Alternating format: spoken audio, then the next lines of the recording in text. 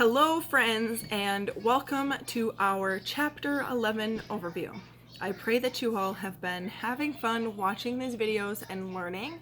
I know that it has been a lot of fun for me going through the chapters again, breaking things down and recording them for you guys. It has brought me so much knowledge. Together we have learned about the higher self, hypnotic rhythm, and drifting, and we've also learned how the hypnotic rhythm works with the natural laws of the universe. We have also learned several tricks that are used against us to influence us into drifting, and we've learned how important it is to actually have a goal. This is our second to last chapter before we wrap things up with a summary. And in this video, we are going to learn why challenges, adversities, temporary defeat, failure are actually good for us. So failure, temporary defeat, adversity, whatever you want to call it, is the third of the 7 principles given to us in this interview. Success or a breakthrough is normally right around the corner when we are about ready to give up. Failure can only be used against us if we allow it to. There are more than one way to achieve our goals, and if we do not give up, then failure no longer has any power over us. Failure or temporary defeat can be viewed as a blessing because it disrupts our comfort zones and the hypnotic rhythm that we are already in. They are perfect opportunities for us to make changes in our lives, such as creating healthy new habits and boundaries. The law of hypnotic rhythm, which operates by universal laws, is both negative and positive. If we don't use our minds to think independently, we can become slaves to the negative universal hypnotic rhythm. When we use our minds and think independently, we are more apt to co-create our lives and not fall victim to drifting. Failure, like a lot of other things, is a man-made condition. It is a state of mind and can only exist in the people or in the minds of people who allow it to. If something happens and you label it as failure, you are now activating your subconscious mind to think negative. Over time, as you repeat the negativity, the universal law of hypnotic rhythm will take over and bring more negative experiences to you. This is when you need to take time to create change within your subconscious mind by recognizing your conscious thoughts, words, and actions. So in other words, can you start to see your glass half full instead of half empty? Failure and adversity also bring with them change. They offer a new start in a new direction, just like I said about new boundaries and healthy habits. They only show us that something is wrong with our plans to achieve our goals. They could also mean that your comfort zone and the habits you've created thus far need to come to an end. You need to be forced out of them to create a new path. This tends to happen so that we get back on the fastest route that serves our highest good, our life's purpose, if you will. Failure also helps us to see or build our willpower. Every time we do not let failure stop us, our willpower grows. Failure helps us to learn in so many ways. A lot of the inventions and discoveries that we have now would not be here if the creators would have given up because the first plan didn't work. Failure helps us move past our fears. If you're scared of going live, do it anyways, because the only way you can fail is if you do not try. By doing the things that scare you, you are eliminating the fear and learning from it. We could even consider failure and adversity to be a blessing because it forces us to gain knowledge or build new habits that put us in the direction of our life's purpose. Failure also guides us to let go of the material world and rely upon the spiritual world and our own intuition. We are using our own minds to become knowledgeable and trusting what our higher self says. Most people who escape from the negative to the positive side of hypnotic rhythm only do so because some failure forced them to change their thoughts and actions.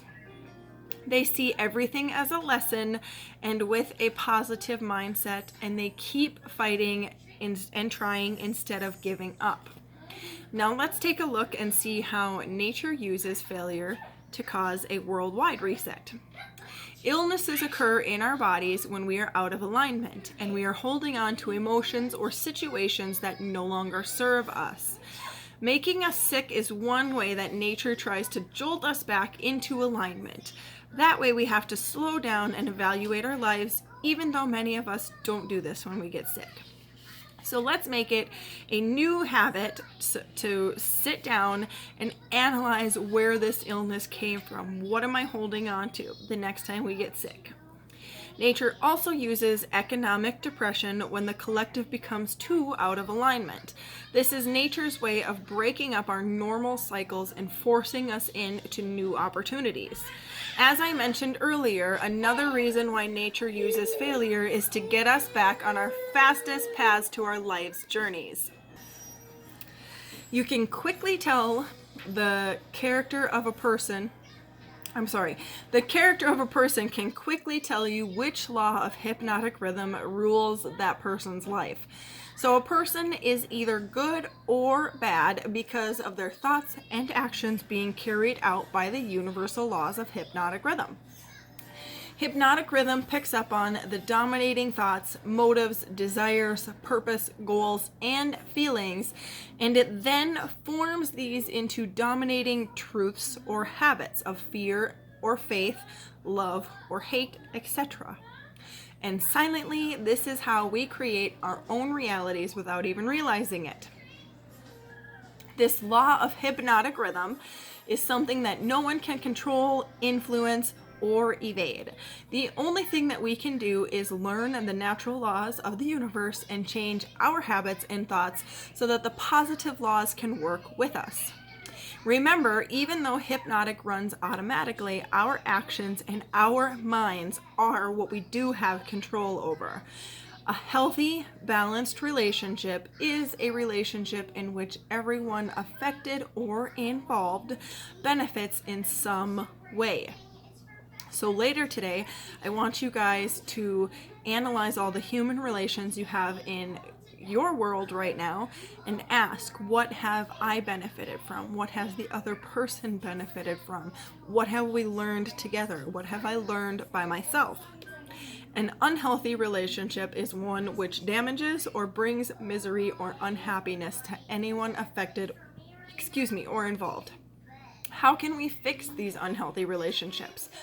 First, and not found in the book, from me to you, heal and love yourselves.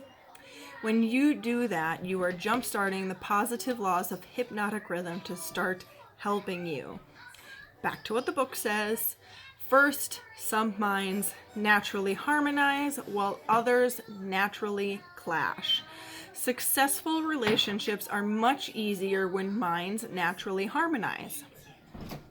To bring harmony to a relationship, one or more people need to make changes with their actions and their subconscious minds.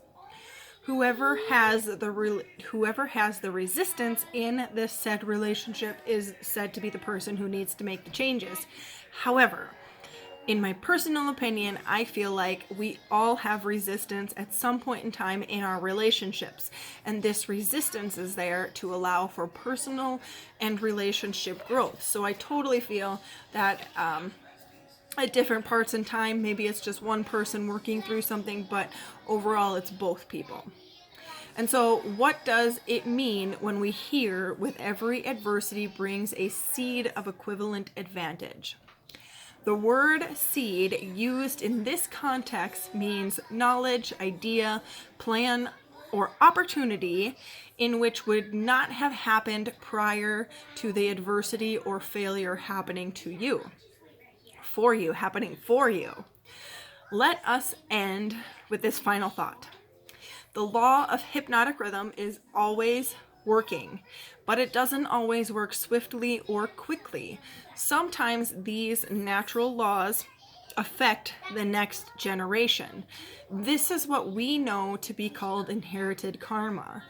Let this be another important reason for why you should want to break the cycle of being stuck in negative laws of hypnotic rhythm. And this wraps up our chapter 11 overview. Next week is going to be our final chapter on caution, time, and harmony. Until next week, I am sending you all lots of love, lots of light, and many, many blessings. Namaste, friends.